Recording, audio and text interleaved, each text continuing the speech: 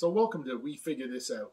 In this little series of videos, we're going to talk about things we sell in a store that we may not know a lot about and you may not know a lot about. So together, we're going to figure it out through research and trial and error. Hey there. A week or two ago, you may have tuned in and watched a video I did about the Dspiae soft tip markers, the acrylic markers. I tried my first one ever, which was the black. And it was $2.98 was the retail price. That's in Canadian dollars, which is pretty reasonable. And I was gushing about how much I liked that thing. I tested it out on bare plastic. I tested it as a panel liner, and I tested it as a painting thing. I painted some propellers, if you recall. I'll leave a link to the video below so that you can review it if you want, see what I had to say about that one. So at the time, you might have remembered me saying, boy, if this one works this good, I wonder how good the white one will work. So for today's video, I have a white soft tip marker. I should take my hand off so you can actually read it. There we are, soft tip marker white. And just for fun, I'm going to try the silver and the gold too. I want to see how well they cover and how shiny they are.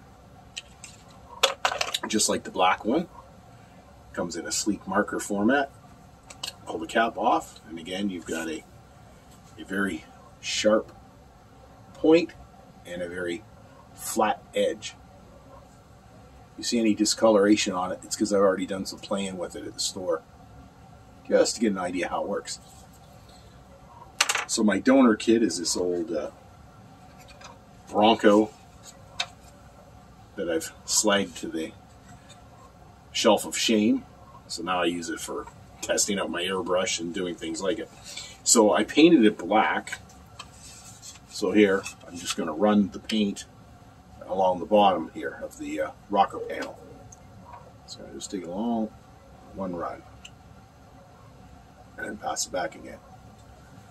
As you can see, that's not bad coverage at all for one pass. And the neat thing about this marker is I can immediately go back over it again. It's not like when you use acrylic paint and your second pass might lift off what you've done. Look, I've just ran it 2 or 3 times by. It's a pretty slick result. There's some indents on the side here. They wouldn't, of course, be white, but I'm gonna paint it in there white.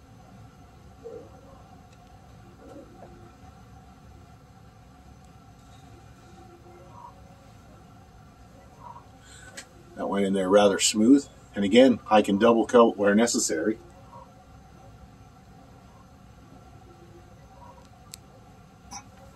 And there. If I needed a white inset panel line, there I have it. Now, unlike my black demonstration, I put that onto a gloss plastic, unpainted as it were. And when I did the panel line, I was able to show you that with a dampened cloth, I could go through and I could take the excess off because it is a water-based acrylic. I could do the same thing here, except in my case, I put it on a flat black finish, so probably not going to have a great result doing that. But I thought that's a pretty impressive result. Now, I've used white markers from Tamiya in the past, and I found they were not opaque enough. You put it on and you got a very milky finish. And using that type of paint, usually running it over right away would give you a bad result. But this is fabulous. You go over it once, you go over it twice, you go over it 3 times if needed. And like I say, I think the results kind of speak for themselves. That's on black, flat black paint. Had I thought to, I should have got the yellow. Now, maybe I did think of the yellow and my supplier was out of it. I can't say for sure. But I would really like to take the yellow marker and test it on airplane propeller tips. You know what a pain it is masking those off and airbrushing them and whatnot to get a good... Usually when I freehand it with a brush, it's a disaster. It never works that well for me. If you have differing experience, please share below. But in my experience, that doing that kind of thing, kind of cutting a corner and doing a freehand with some yellow paint, usually doesn't bode well for me. So now I've opened the silver marker. Again, we've got the fine tip and then the wide paintable surface. Again, I'm going to go to my handy truck here. I'm going to paint around the window frame on the passenger side.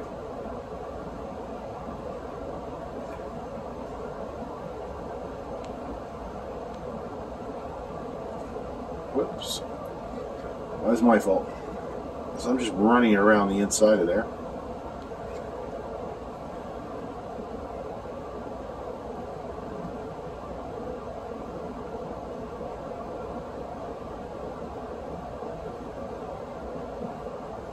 So it covers pretty well. It is definitely silver. I don't. It's a decent silver. It's not chrome by any stretch, but it is a nice silver. There's a little script right here. I'm going to try that.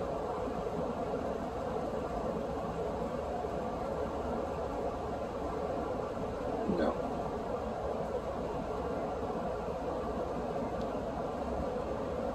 Yeah, it could be me, but the paint goes on too heavy.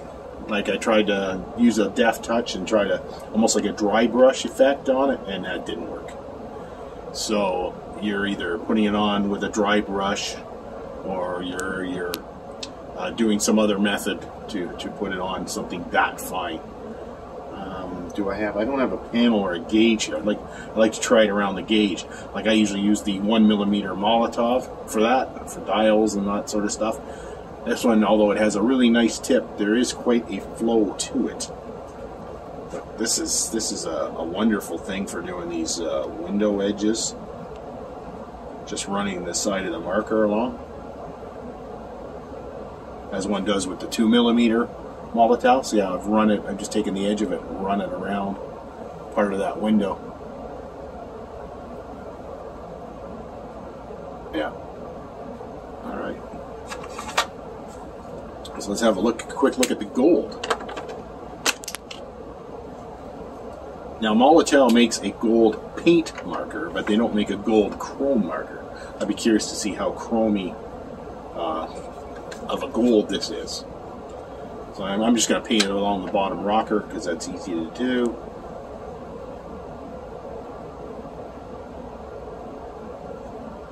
Oh, I was not expecting that. That is kind of a yellow gold. I don't know how well that shows up there. It's certainly not a chrome gold. It almost reminds me of that Tester's hot rod color. It's kind of a greenish gold. I must say it covers nicely.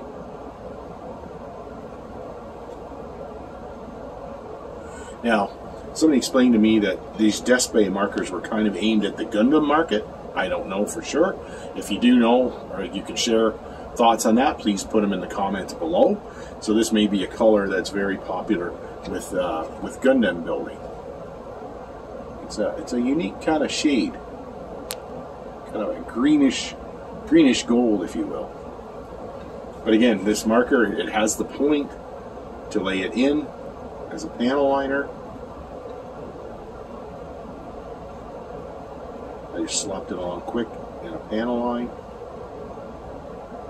Let's say on a gloss, possibly a semi-gloss surface, you could use a damp cloth and you could take off the excess, keeping it nicely in the line. So they work as a panel liner and they work as a painter. And when you put the paint on, it tends to self-level. You don't get streaks from running it back, which is really neat. I really like that. So, you know, and the other point I made earlier, and I'll repeat it, is I run it over once, I can run it over again, I can run it over a third time without lifting the previous paint down. So I guess it's still wet enough that you can just smooth it right on, and then when it dries, there's no indication of brush marks on it. So again, for the value for money, I mean, the black and the white are $2.98. I believe the silver and gold are. If not, they're like $1 more or something. So price-wise, it's a very nice product. There on the end is that's the gold, that's the silver, and of course that's the white. And just before I put it away, I'm going to do a real application. So I've been working on this van, and I'm trying to do a 3-color job on it, and I had the outside pretty well where I wanted it. But when I taped to paint the inside, I didn't put my mask on securely enough, and you can see around the window posts, I got overspray. So that's a navy over my white. So I'm going to take my new white marker and see if I can cover that white overspray. So let's give her a shot. So I'm running it back and forth.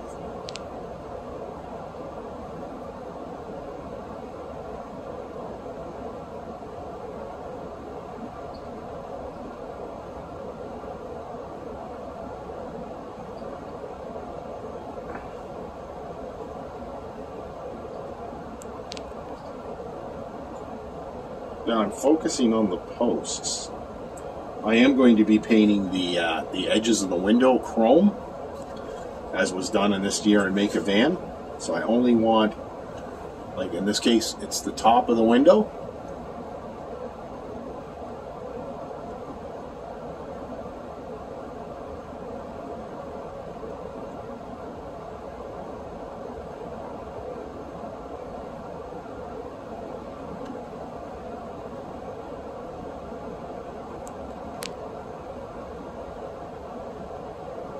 Couple or 3 passes, I think I've got it. I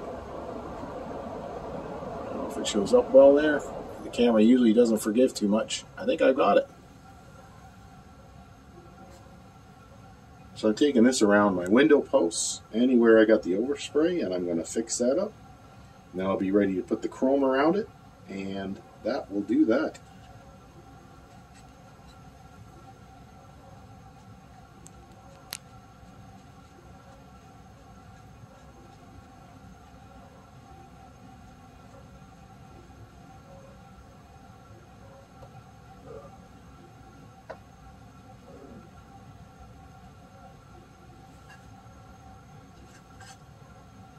Did another pass on that window post. Keep in mind, I just want the inner post, not the outsides.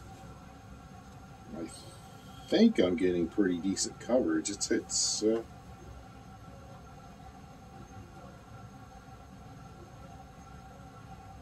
I do find it when I repeat it, you know, I'll let that set up and I'll give it another coat. I think it'll do it.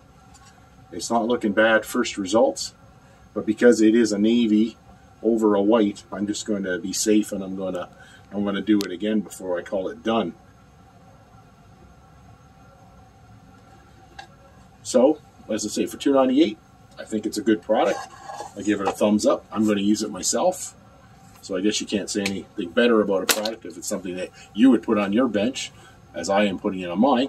If you use this product and you have different experiences or things, techniques or usages you want to share with us, please, by all means, put it in the comments below.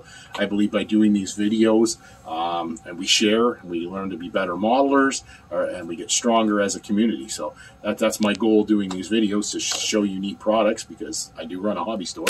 But I also want to share ideas, and I want you to share amongst yourselves and with each other, so that we can all become better models and enjoy the hobby we all love. As always, thanks for tuning in, and we'll see you again on the next one. Bye now.